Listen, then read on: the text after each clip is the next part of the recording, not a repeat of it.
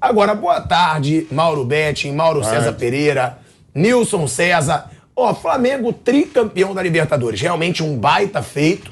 O Flamengo agora tá entre os grandes campeões da Libertadores do futebol brasileiro. Se igualou a Grêmio, Palmeiras, São Paulo e Santos. Isso. Então, são os 4 brasileiros com 3 títulos de Libertadores. Agora, Mauro César Pereira não jogou bem, né?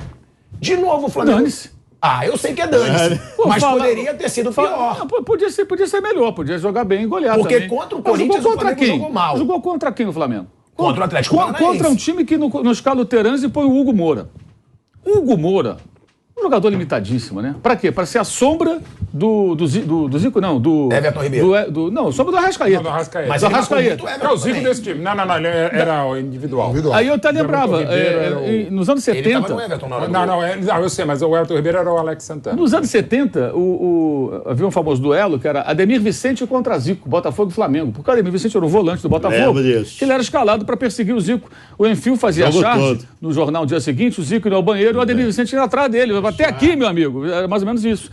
Ou seja, isso é uma estratégia muito velha. Muito antiga. Funcionou, né? Funcionou em termos, né? Funcionou em termos. Funcionou em termos. Porque você faz o quê? Você faz os cartões. Exatamente quando chegar, você fica picotando o jogo, fazendo faltinha. O Alex Santana tomou um cartão instantes antes do segundo cartão do Pedro Henrique. Que, aliás, foi quem amorteceu a bola para o gol do Scarpa, logo aos 3 minutos no jogo do Allianz Parque, no 2-2. Um jogador limitado, que tem que entrar em todas rachando para poder cumprir a sua missão em campo, que é picotar o jogo, é não ter a bola, é ficar tentando se defender a qualquer custo, né? Houve uma pressão mais alta durante 15, 18 minutos, uma chance no lateral na área, que é ridículo, um dos pontos da ridícula atuação do Flamengo foi permitir quase o gol do Alex Santana no lateral na área. Ela passou por todo mundo. Antes houve uma falha do Davi Luiz, que não tem falhado, mas falhou e o Vitinho chutou e o Santos defendeu na jogada anterior a esse lateral, e mais nada. Depois ficar jogando bola na área, né? O Flamengo tentou matar o jogo no segundo tempo, não matou porque jogou muito mal, mas o Flamengo jogou muito bem contra o Vélez, quando os argentinos ficaram lá boquiabertos. O Flamengo eliminou o Corinthians com muita autoridade. O Flamengo, todo mundo temia o Tolima, fez uma partida muito ruim, embora tenha vencido lá na Colômbia, mas depois meteu 7-1, placar emblemático, né? No jogo de volta. Ou seja, o Flamengo fez uma grande campanha, venceu todo mundo. Foi a maior da história. Primeira fase com o Paulo Souza, depois com o mata-mata com o Dorival. O Flamengo venceu todos os jogos, exceto o Talheres. Foi empate em Córdoba. E teve um gol impedidaço do Talheres, que se houvesse a arbitragem de vídeo na fase de grupos, aquele gol não seria validado. Possivelmente, ou provavelmente, o Flamengo venceria todos os jogos. Todos os jogos. Então, se jogou mal, como o Palmeiras também jogou muito mal, e o Santos também jogou muito mal, que eu acho que o Atlético não fez nada demais no sábado, naquela final 2 anos. O Palmeiras foi campeão, ponto, acabou. Gol no último lance, a única bola que foi no alto. Agora, a trajetória do Flamengo, acho que ela tem que ficar acima da má atuação na final, como na Copa do Brasil. Jogou mal contra o Corinthians, mas jogou melhor que o Corinthians de São Paulo e eliminou o Atlético Mineiro, o Atlético Paranaense, eliminou o São Paulo, com autoridade, vencendo vários jogos. Eu acho que o pacote é esse. Ficar recortando só a final é muito copo meio vazio. Nem muito cheio, nem muito meio vazio. Atuação ridícula, na minha opinião. Péssima. Aliás, até a gente estava junto na transmissão, eu e o Mauro, do SBT, no final, antes do gol, eu falei, atuação muito ruim do Flamengo no primeiro tempo. Logo depois saiu o gol. Foi a primeira chance do Flamengo. E o que acontece também ali? Você vai ficar marcando homem a homem, abrindo mão de jogar, abrindo mão... Não pode o Terence ser reserva desse time, gente. Aí ele entra para tentar resolver faltando poucos minutos. E com ele até conseguiu levar algum perigo, né? Aí, a bola rebatida pelo chute dele, a falta, aquela baita defesa. O Canóbio não joga, joga Pablo antes dele, joga... não dá, eu acho, enfim, mas aí joga... Por que Vitor Bueno joga a partida? E o erro capital para mim do técnico Luiz Felipe Scolari, no momento em que é expulso o Pedro Henrique, o Matheus Felipe ficou durante... Eu marquei depois do tempo, quase 2 minutos. Deu 1 minuto e 56 segundos, coisa assim. Depois eu fui rever o lance para ver o tempo exato. Porque foi um negócio bem angustiante ali deles ali. Ele na beira do campo, o rapaz pronto ali, né? Pica no lugar, vai entrar em campo, né? Final de Libertadores, o cara vai entrar no jogo. O cara tá ali, né, bombado, ali, louco para entrar. Eles discutiam entre eles. Não, seguraram para mudar no intervalo. Tipo, vamos esperar. Esperou, tomou o gol, né? Tomou o gol como? O Everton Ribeiro faz uma jogada espetacular, o Rodinei foi preciso, perfeito, deu o passe na medida. Mágico. Né? Que é o que ele faz bem ali nas ações ofensivas. Ele foi bem defensivamente também, tirou bola de cabeça, ele fez um bom jogo o Rodinei. E aí o Everton Ribeiro faz um cruzamento com a perna direita, que não é boa, que é um negócio de maluco, né? Ele vai tirando da defesa. E quem é que não corta a bola? O Fernandinho. O Fernandinho não é zagueiro. Ah, mas jogou com o Guardiola. Uma coisa é você ter o time do Guardiola todo plantado no campo de ataque e você é o zagueiro que está lá na linha do meio campo, fazendo coberturas, correndo para trás. E a outra é você jogar num time que está entrincheirado, com um homem a menos, tomando pressão, que foi o que aconteceu naquele momento do jogo. Ou seja, se tivesse trocado o zagueiro, talvez um zagueiro tirasse aquela bola. Então teve esse erro, para mim, capital, inclusive, da demora na substituição, e ali acontece o lance decisivo do jogo. Não achei nada demais dos dois times, achei que o Flamengo jogou muito mal, o Atlético poderia fazer mais também, achei a final ruim, parte também culpa do horário, o horário insano, 3 horas da tarde, num calor terrível. Aliás, no sábado estava nublado, aí quando no domingo abriu o sol, pensei, complicou.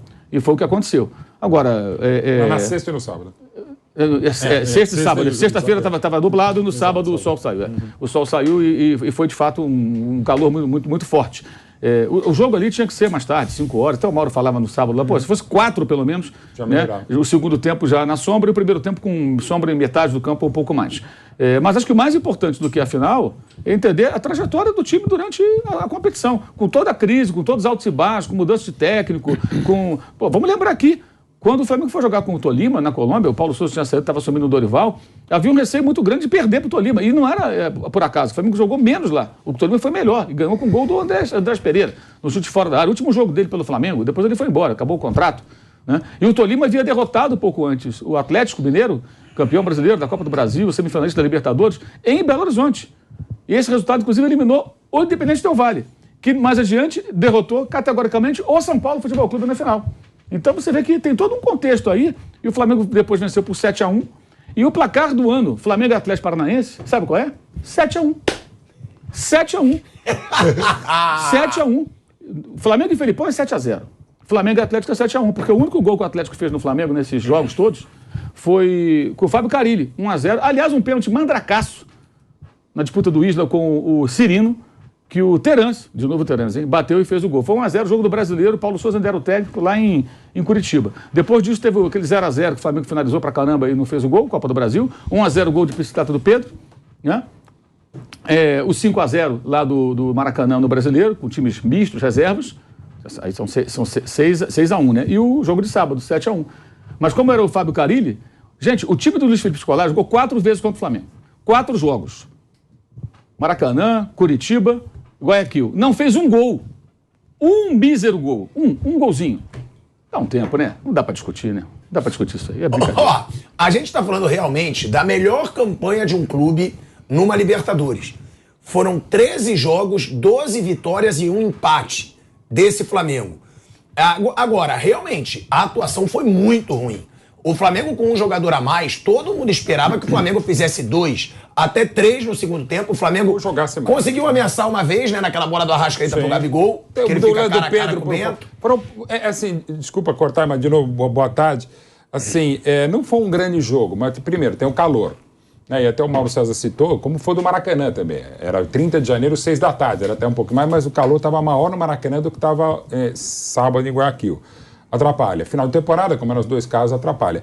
E final da boa, não é ser resultado disso, mas é um fato. Final é para ganhar. Né? E quando você tem a campanha que tem o Flamengo, a moda da história da Libertadores, como também tinha do Palmeiras, e lembrando que o Abel, à época, tinha 3 meses de Palmeiras, né? Então, um feito maravilhoso. Então, acho que o Palmeiras não foi uma grande final, Palmeiras e Santos, essa foi melhor ou menos pior, mas o Palmeiras não merecia as muitas críticas que recebeu à época, o Abel, como também o Flamengo não merece tantas críticas, porque, de novo, é isso. O Dorival Júnior ganhou todos os jogos que disputou. O que o Flamengo merece de críticas é a insistência com o Paulo Souza. Claramente não dava certo. Não vou dizer da contratação, que é fácil falar. Agora, demorou demais para trocar o Paulo Souza. Enormes méritos do Dorival Júnior ao conversar com os caras. E o Flamengo não vem jogando bem. Mas times históricos, como evidentemente é esse Flamengo do Dorival Júnior, não jogam tão bem e pegam um mega adversário em todos os sentidos, como o Corinthians. Ganhou nos pênaltis, mas ganhou. E é tetra.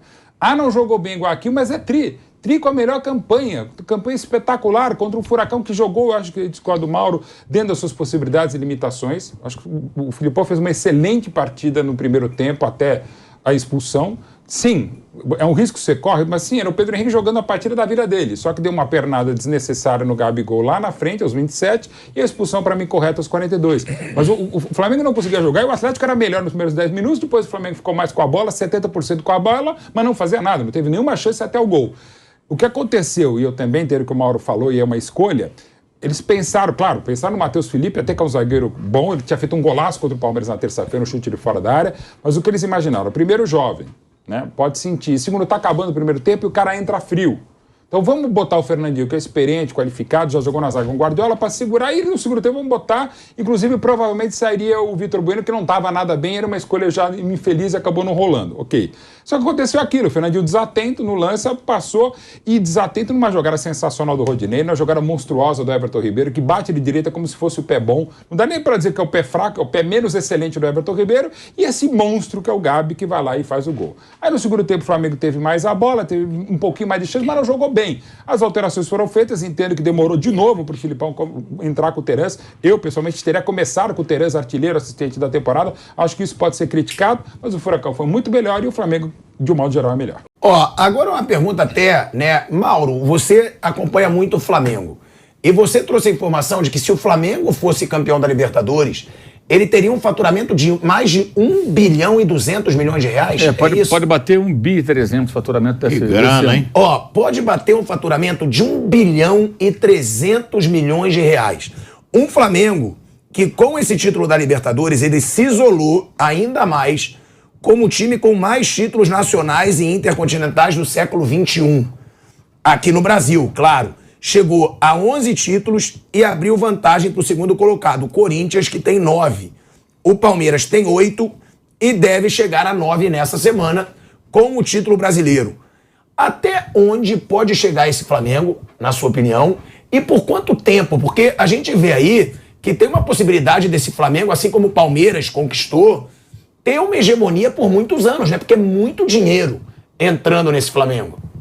A tendência é o Flamengo continuar disputando títulos, aparecendo mais bem colocados.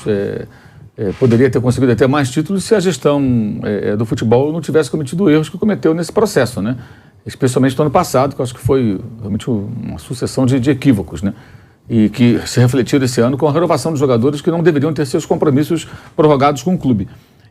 Não dá para dizer até onde vai, mas dá para imaginar, ou quase ter a certeza, né? Depende muito disso, justamente de não errarem tanto, como já erraram em outros momentos, mas isso não vai acabar, isso vai continuar, isso vai seguir, porque o que vai pautar isso aí é o quê? O elenco é forte, o elenco já está totalmente modificado. 4 titulares de 2019 começaram o jogo desse sábado, sendo que os outros 2 que estão no elenco ainda estão machucados, um deles a gente, infelizmente, não dá para apostar que ele vai jogar regularmente com o Rodrigo Caio, e o outro que é o Bruno Henrique também, a gente não sabe se vai voltar a recuperar a posição. O Bruno Henrique volta ao Flamengo, na melhor das hipóteses, em abril. Então, ele até entrar em forma e jogar, ele vai ter meio ano para mostrar que merece ter um contrato renovado. Ainda tem isso. O contrato dele acaba no ano que vem. E é muito difícil imaginar que o Bruno Henrique consiga ser o jogador que foi em 2019, o próximo disso, porque é um jogador de arrancada, é velocidade, vai estar com 32 anos e a lesão foi muito grave. É um mistério. Eu acho que ele vai ter que se reinventar, virar um centroavante, coisa e tal. Mas até a renovação de contrato dele daqui a um ano, mais ou menos, quando forem discutir, deverá ser complicada, porque se ele não mostrar num curto período de meses que ele ainda é o Bruno Henrique, é provável que o clube não queira pagar aquilo que é normal. O Diego passou por isso há alguns anos. Quando ele virou reserva, ele renovou um contrato reduzindo a sua remuneração, porque o cara não... o Bruno Henrique chegou valendo tanto, tem uma remuneração X. Ele foi tão bem que ele ganhou um aumento espontâneo e prorrogaram o contrato. Ele entrou no rol ali dos mais bem pagos, junto com o Gabigol, Arrascaeta e tal. Se ele começa a cair de rendimento, como é o caso do Felipe Luiz, é normal que na negociação falar, hoje você não é mais o mesmo, vai ganhar muito bem, então tem aí assim, os dois hoje não jogariam, se voltassem hoje a jogar. O Bruno Henrique, com todo o seu histórico, eu acho o Bruno Henrique um jogador espetacular no Flamengo, ele e o Rodrigo Caio não jogariam. Ia tirar, os outros 2 estão jogando? Não ia entrar. Se voltassem hoje. Sabe, não são 2 jogadores que hoje, se na final, o Rodrigo Caio treinou, inclusive, lá em Guayaquil, né? Se eles 2 tiverem, olha, não fosse tão grave a lesão, sábado, antes do jogo, Dorival, os 2 têm condições de jogar. Nenhum dos 2 ia jogar. Eles vão ficar no banco. Nenhum dos 2 ia entrar. Então, se você olhar bem, o time hoje tem 4 remanescentes de 2019. Titulares, né? Um reserva que jogou foi o do Rodinei, mas era reserva do Rafinha. Vai embora também. O time está todo modificado e a tendência é cada vez mais. Então, o que está acontecendo? Já está havendo uma transformação de um elenco vencedor numa segunda geração com alguns remanescentes, a maioria deles mais jovens, né? E a tendência é que isso continue, a não ser que eles errem muito em contratações, que eles contratem um técnico que não se adapta.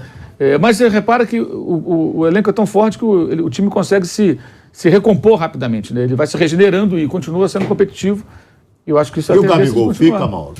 O Gabigol tem contrato em vigor até, acho que o ano que vem. E até pela idade dele. A não ser que, por exemplo, ele vá para a Copa, faça uma baita Copa e é possível, aí sim muda. Eu acho muito difícil. Mas eu acho muito difícil ele ir para a Copa. Se ele for, pode fazer uma... Torçamos para que sim. Mas é uma das vantagens desse elenco do Flamengo, e sobretudo dos 4 cavaleiros, o nome que você quiser, o Everton, o Arrascaeta, o Gabi, o Bruno Henrique, eles têm uma idade um pouco mais avançada. E o Pedro, né?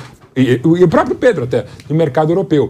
Então, isso é uma felicidade muito grande nessa montagem. Os caras mais desequilibrantes do Flamengo, todos ou já passaram pela Europa ou já têm uma vantagem. Então, você conseguiu, além do dinheiro de investimento, porque as grandes contratações do futebol brasileiro ultimamente, de acordo com cada clube, são as manutenções dos jogadores. Às vezes, não precisa contratar 4 ou 5. Se você conseguir manter os caras, está maravilhoso. Né? Deu errado o Galo esse ano, mas a diretoria dentro do possível fez o que dava, manteve uma base campeã do Brasil e da Copa do Brasil. O Palmeiras também, de um modo geral, fez a mesma coisa, está ganhando agora o Endrick. O Flamengo, dos tantos méritos do Flamengo, é manter essa base e reforçá-la. O time de 2019 jogou mais do que qualquer um do Brasil na América do Sul no século. E é essa base que a gente estava conversando aqui. Só que se você pegar o banco de 19, de agora é muito melhor em qualidade e quantidade. Pode até no seu futebol, mas eventualmente você perde um jogador, você perde um Felipe Luiz numa final de novo, como já destacou o Mauro, e você bota um Ayrton Lucas, está muito bem. O Vitor Hugo, que é um moleque, não é só gente comprada. A base do Flamengo continua muito boa. O Vitor Hugo tem bola para ser titular em quase todos os times. Só não é porque tem muita gente boa. Matheus França também. Enfim, é muita molecada boa. Até o Lázaro, que foi talvez dos achados do Paulo Souza, já negociado, mas o Lázaro era um jogador versátil, fazia várias funções, de modo geral, bem com o Paulo Souza. Então, assim, é muita gente boa.